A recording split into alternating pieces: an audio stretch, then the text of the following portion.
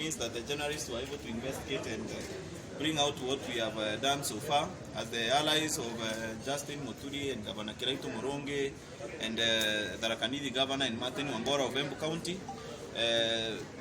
We have managed to acquire the RBK party from Ole Kiapi and his allies, the party that he used in 2013. And this political party is at its formative stage. So I would like to urge our friends to hold their horses so that we acquire the party. We are going to do rebranding and so many other things that are supposed to follow. So I would like to ask our colleagues to avoid a lot of guesswork and to wait for the news to unfold, because things will unfold on their own. So I've also had some concerns about the composition of the interim officials. So I would like our people to note that these are just interim officials for purposes of branding, for purposes of rebranding the party and acquiring the party. There will be proper organization, and there will be a later organization whereby we are going to put up officials who are quite representative and reflective of the face of the country.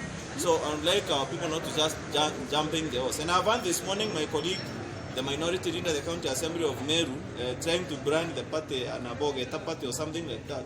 So I would like to ask him to worry about PNU that is on its deathbed and try to resurrect it by donating some blood. You have a party that cannot even field a candidate in the forthcoming Kiago ward by elections.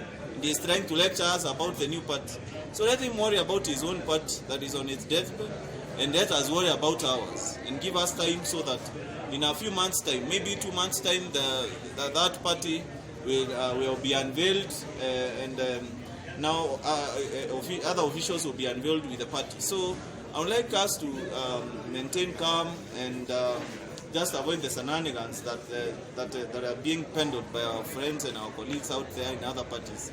And if you look at it, even the person who has been placed as the interim the party leader will not eventually be the party leader.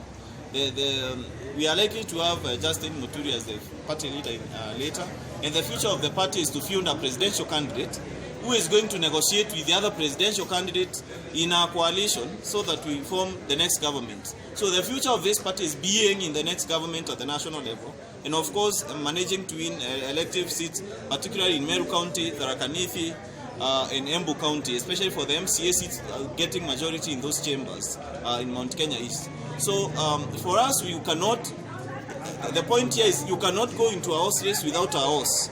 This is a horse that we are going into a horse race with. So the 2022 election, we are likely to have many parties forming coalitions. Not like happened in 2017 when many parties collapsed to form Jubilee. We are likely to have an NASA scenario whereby allies of different people come together under an umbrella like NASA was in the 2017 elections. So his allies are all there. So if he is not there, then he is alone, because all his allies are there. The party chairman is Lenny Kivuti, the former Embu senator. So he must be there. It's only that right now he's the Speaker of the National Assembly, and he cannot be able to participate in party things at this point until we get to when the election cycle starts. That is February 2022. So we expect that he will be the party leader. So we might not even have this as a final name. So I would like our people to hold their horses and wait for the actors to reveal the party.